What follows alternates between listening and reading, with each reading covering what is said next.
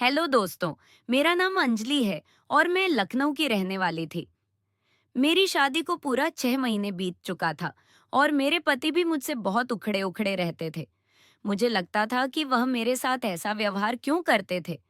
शादी के 6 महीने बीत जाने पर भी उन्होंने मुझे आज तक अच्छे से बैठकर पति पत्नी वाली बात नहीं किया था। तभी सर्दी के मौसम में देवर ने मुझे अपनी पत्नी की जैसी बनाकर रखा, वरना मैं तो मेरे ससुराल में बिल्कुल अकेली रह जाती। मेरा पति तो मुझसे ढंग से बात तक नहीं करता था। मुझे बिल्कुल भी समझ नहीं आ रहा था कि मैं क्या करूं। मैं अपने घर पर भी नहीं बता सकती थी कि राजीव मुझसे कैसा व्यवहार करता था। वह मेरे साथ जानवरों की तरह व्यवहार करता था। मेरा नाम अंजलि है और मैं लखनऊ की रहने वाली थी। मेरे घर में मेरी माँ, भाई और एक बड़ी बहन थी। मेरे पापा की मौत बहुत पहले ही हो गई थी। मेरी माँ ने हम तीनों भाई बहनों को पढ़ाया और फिर मेरी बड़ी बहन की शादी हो गई। उसके 2 साल के बाद ही मेरी शादी भी हो गई। शादी से पहले हमारे घर में हम सिर्फ 4 लोग ही थे, तो मैं चाहती थी कि मुझे ससुराल में भी ऐसा छोटा सा परिवार वाला मिले। जहाँ से भी मुझे रिश्ते आते थे तो मैं सबसे पहले यही पूछती थी कि आप कितने लोग घर में रहते हो। अगर परिवार ज्यादा बड़ा होता था तो मैं सीधे ही शादी से इनकार कर दिया करती थी, क्योंकि मुझे छोटा परिवार चाहिए था। तभी मेरे मामा जी ने मेरी माँ को इसके बारे में बताया। मैं देखने में बहुत ही सुंदर थी और कोई मुझे एक नजर देख ले तो पसंद कर लेता था। इनका परिवार ज्यादा बड़ा नहीं था, तो मैंने भी शादी के लिए हाँ कह दिया। लड़का भी देखने में काफी सुंदर था। हमारी शादी 1 महीने के अंदर ही हो गई। मैं विदा होकर अपनी ससुराल आ गई, तो वह घर तो काफी बड़ा था, पर घर में रहने वाले सिर्फ 3 ही लोग थे और इनके घर में काफी अच्छी शानो शौकत थी। पर यहाँ पर 3 ही लोग रहते थे। यही वजह थी कि मैंने शादी के लिए हाँ कह दिया। पर यह मेरी सबसे बड़ी गलती साबित हुई। जब हमारी पहली रात थी तो मेरे पति ने मुझसे बात करना तो दूर की बात, मेरी तरफ देखा भी नहीं। वह हर वक्त मुझसे उखड़ा उखड़ा सा रहता था। मेरी माँ ने मुझे बचपन से ही सिखाया था कि शादी एक पवित्र बंधन है। इसको हर कीमत पर सजो कर रखना चाहिए। शायद ऐसा इसलिए सिखाया होगा क्योंकि मेरे माता-पिता और मेरी बहन और जीजू का रिश्ता बहुत अच्छा था। इसी वजह से मैं इन सब चीजों पर विश्वास करने लगी थी। मैंने सोचा था कि जिससे भी मेरी शादी होगी, मैं उसके साथ कंधे से कंधा मिलाकर चलूंगी। समय के साथ साथ मुझे समझ आया कि कैसे हम दूसरों की खुशी के लिए अपनी खुशी को दांव पर लगा देते हैं। जब मेरी शादी हुई थी तो मैं सिर्फ 21 साल की थी।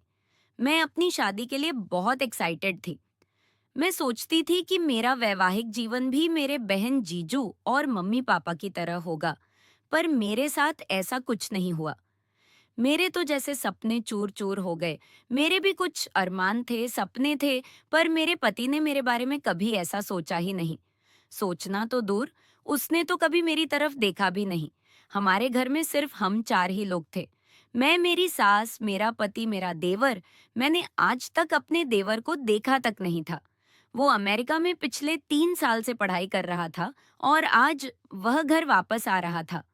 उसकी पढ़ाई खत्म हो गई थी और वह हमेशा के लिए घर वापस आ रहा था, तो मेरी सास ने उसके आने की खुशी में तरह-तरह के पकवान बनवाए थे। बनवाते भी क्यों ना, उसका लाडला। पूरे 3 साल बाद जो घर आ रहा था, मेरे देवर घर आ गए थे। मैं अपने रूम में आराम कर रही थी। तभी मेरी सासू माँ ने मुझे आवाज लगाई और कहा कि देखो, आकाश आ गया है, बाहर आओ। तो मैं जल्दी से बाहर आई और जब मैंने अपने देवर को देखा तो मैं उसको देखती ही रह गई।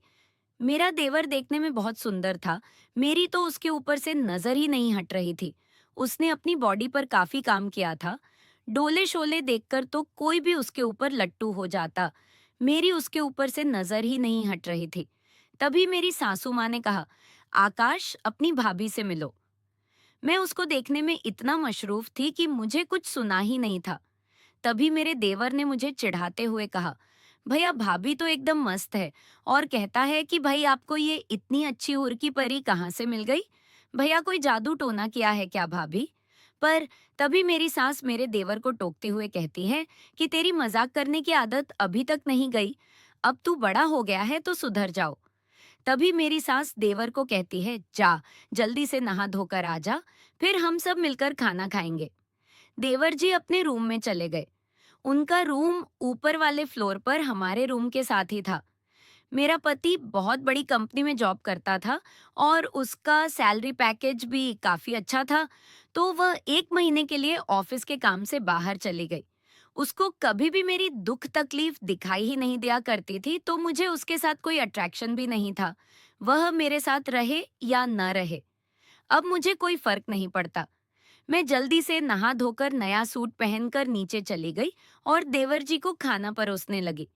जो प्यार मुझे मेरे पति से नहीं मिला था, वह प्यार अब देवर में ढूंढने लगी थी। मैं अपने देवर का ख्याल रख रही थी। मैं उनकी तरफ अट्रैक्ट होती जा रही थी और मैं खुद को बिल्कुल भी रोक नहीं पा रही थी। मैं चुंबक की तरह खिंची चली जा रही थी, जैसे किसी लहर को किनारा मिल गया हो। मैं उसकी हर पसंद नापसंद का ख्याल रखती थी। आज मेरा देवर बाजार जा रहा था तो मैं भी साथ चली गई, यह कहकर कि मुझे बाजार से कुछ जरूरी सामान लेना है। मैं उनको इम्प्रेस करने का कोई मौका नहीं छोड़ती थी। आकाश का नेचर बहुत कमाल का था।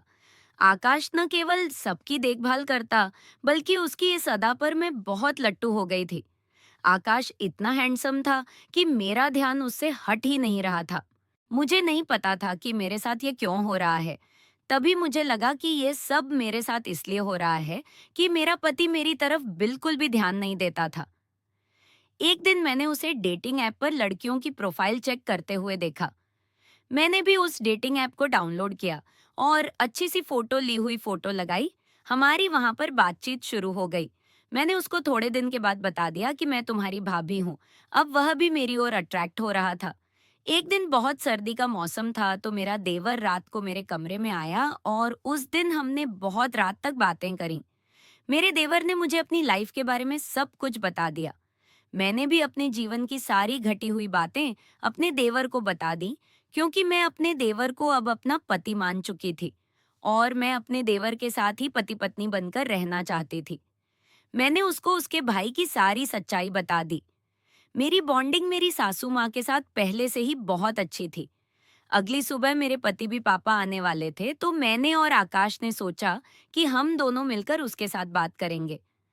राजीव जब वापस आया तो मैंने उसको सारी सच्चाई बता दी और मैंने उसको बोला कि तुम्हारी बेरुखी से तंग आकर उससे यह सब हुआ है।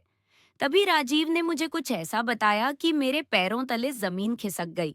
उसने बताया कि उसको लड़कियों से नहीं बल्कि लड़कों में इंटरेस्ट है और कहता है कि मैंने तुमसे शादी फिर घर वालों के कहने पर की थी, और कहता है कि मुझे माफ कर देना। वहां पर आकाश और सासू माँ भी छिपकर सब सुन रहे थे।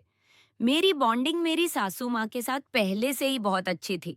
जब मेरी सासू माँ नहीं है सारी बातें सुनी, तो उन्होंने मुझे कहा कि बेटा, मुझे माफ कर देना।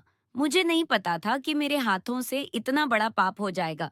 लेकिन अब आज से आकाश ही तुम्हारा पति है और यह बात किसी को नहीं बताऊंगा। उस दिन के बाद से मैंने और आकाश ने भी एक दूसरे को पति पत्नी के रूप में स्वीकार कर लिया। और आगे तो आप समझ ही सकते हैं।